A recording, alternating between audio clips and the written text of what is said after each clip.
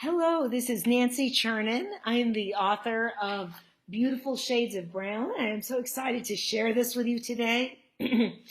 Beautiful Shades of Brown is the true story of Laura Wheeler Waring, an African-American artist who was born into a family of abolitionists, civil rights advocates, and Laura was a quiet kind of person.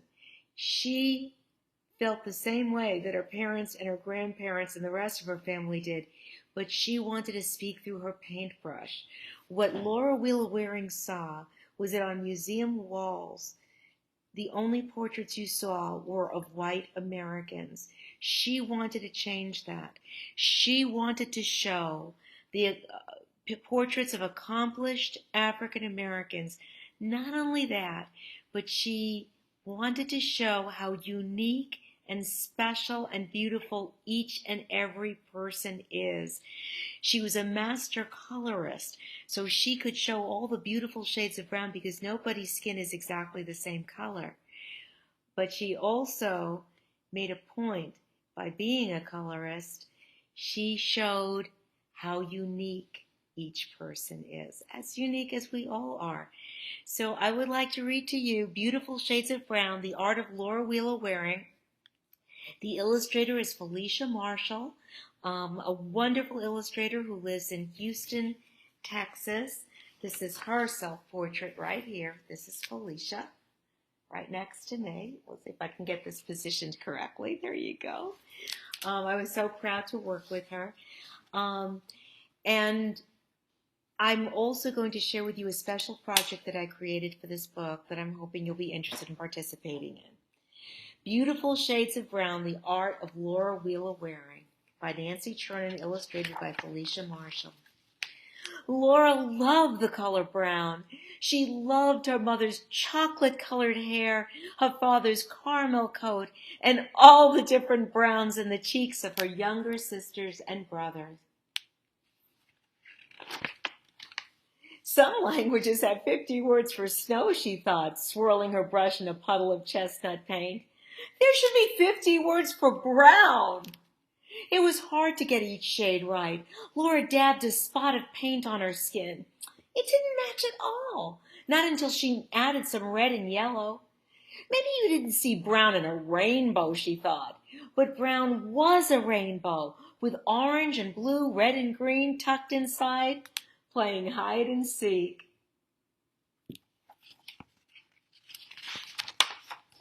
Laura spent countless hours trying for the precise shade of the russet crinkles by her father's eyes and the coffee-colored creases in her mother's hands. She bribed her sister and brothers with peppermints to sit while she tried to capture all their colors. One day, she dreamed, her paintings would hang in museums, and everyone would see how much color brown could hold. I'm going to pause right here for a second to share something with you. I was so fortunate to have the help not only of curators at the Smithsonian National Portrait Gallery and Museum of American Art, where Laura's paintings hang, but also with Madeline Murphy Rapp, who is Laura Wheeler Waring's great grandniece and heir, and gave us permission to use the paintings in the book. And so the reason I'm telling you this is she's the one who told me about how Laura used to hide those peppermints in her pockets to bribe her sister and brother so they'd sit still for her.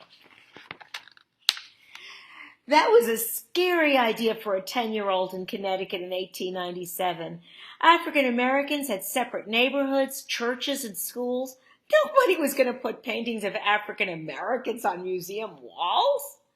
Laura was young, but she was determined. Maybe there weren't portraits of African Americans in museums yet, but she could turn her room into a gallery. At least there, her sister and brothers could see pictures of people with all different shades of brown, smiling back at them. All through high school, Laura wanted only one thing, to go to a real art school, a place where she could learn to get the images she saw in her head out onto canvas. She applied to the Pennsylvania Academy of Fine Arts. It was far from home, expensive, and nearly all white. But when she got the acceptance letter, there was no question. Laura would get a job if she had to, but she would go. The academy was a good start, but Laura was hungry to learn more, to be around real artists. Everyone knew there was only one place to study art, Paris. Laura worked hard and won a scholarship. Clutching her paint box, she boarded a ship. Just like at school, nearly everyone around her was white, but her sketchbook was filled with portraits of people she loved, with luminous brown tones she didn't want to forget.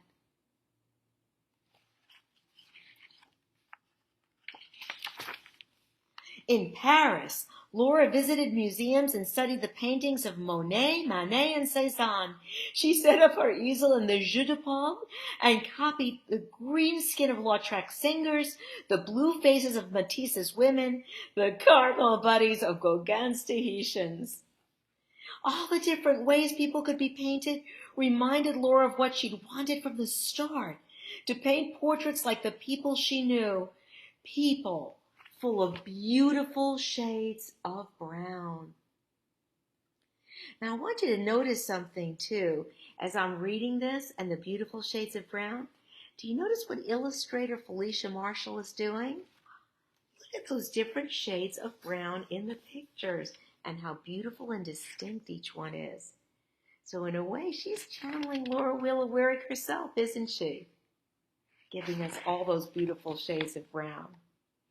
Back home in Philadelphia, Laura heard about a young African-American singer performing Handel's Messiah at the Union Baptist Church. Marian Anderson was just a teenager, but when she walked out on stage, she held her head as high as a queen. Then Marian sang, and she didn't sound young at all. Laura's eyes filled with tears. It was as if she was hearing what she had been trying to paint for so long. Marian's notes rose and danced about her in beautiful shades of brown. One day, I am going to paint Marian Anderson, Laura promised herself.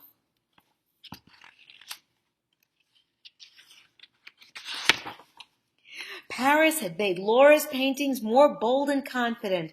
News spread about the remarkable artist whose subjects breathed on canvas. In 1944, the director of the Harmon Foundation told Laura they wanted to build a collection of portraits of important African Americans. Would Laura like to paint them? What do you think? Yes, she would. Laura painted journalist and activist Alice Dunbar Nelson with ebony brown gloves on her rosy brown skin, proud in a bright yellow dress. She painted Broadway lyricist and poet James Weldon Johnson, a dashing dark mustache on his sensitive face. She painted educator and writer W.E.B. Du Bois, wearing a warm brown suit and smoky topaz tie, holding sorrel-colored glasses. Now again, do you see what Felicia Marshall is doing? First of all, this is a real painting by Laura Wheeler Waring here. See? And she's showing you Laura painting the painting, okay? And not only is she painting this real painting, showing you how she does it, but look at the background. More beautiful shades of brown. Laura was looking for more subjects when she saw a familiar name in the news. Marian Anderson had just been invited to sing at the White House, the first African American to do so. Marian's music was breaking down walls. Could a portrait by Laura break down walls too? Laura asked Marian if she would sit for a portrait. Yes, she would. Day after day, Marian posed. Laura mixed shades of brown, burnt umber with yellow and daps of white. No, that wasn't it. How about a little green and violet? Closer? Laura wiped her paint-spattered forehead. Traces of red and cerulean blue? Laura looked at Marion and saw again the teenager singing so soulfully years ago. She heard again the music in all its beautiful shades of brown. She felt the melody travel down her fingers as she dipped her brush into the paints of her palette and found the exact luminous shade of Marion's beautiful brown skin, her gown, the room. Laura put down her brush. She held her breath as Marion studied the painting, hoping the great singer would see her spirit mirrored there. Marion smiled. Yes, she did. People flocked to see Laura's paintings as they traveled around the country. After the tour, the Smithsonian Institute in Washington, D.C. hung Laura's paintings in the National Portrait Gallery. Now the portraits weren't hidden in her bedroom, but hung on gilt frames on the walls of a real museum. Now everyone could see the rainbow shining through each tone of brown.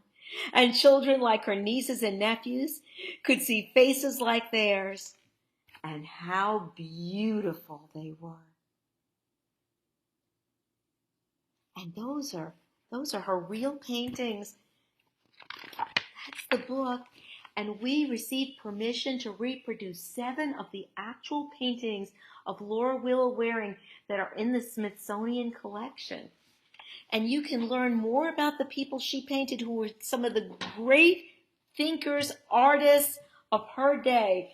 Alice Dunbar Nelson, who was a poet, a journalist, and political activist. James Weldon Johnson, who was an author, educator, lawyer, diplomat, songwriter, and civil rights activist.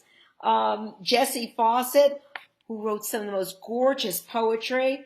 I love her poetry. Of course, Marian Anderson, the amazing singer. So Laura was able to do with her paintbrush what Marian was doing with her voice, break down walls.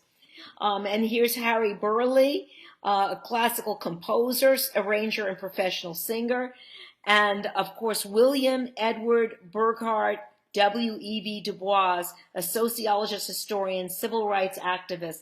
This is actually one of the first paintings that brought Laura Willow Waring to the attention of the Harmon Foundation. This is her painting of Anna Washington Derry. So I hope that you will enjoy knowing more about Laura Willow Waring. This is the first picture book about her, and it is done with the help of the Smithsonian and the permission and support of her family. And these are her reproductions of her actual paintings. You'll find a timeline in the back, an author's note. And now I want to tell you about the special project that I hope you'll want to participate in. If you go to my website, nancychurnin.com, you'll find free teacher's guide, resources, pictures of all the real people that I talk about in the book. But you'll also find a project called Paint Your World. Just as Laura was dedicated to showing how beautiful people in her community were, I want kids everywhere to send us pictures of yourself, people in your community, and I will post them on a special dedicated page called Paint Your World so that we can celebrate how beautiful you all are. Thank you so much for letting me share this book with you today. I hope you enjoyed it, and I look forward to hearing from you and perhaps posting some of your artwork on the Paint Your World page. Bye, and thank you.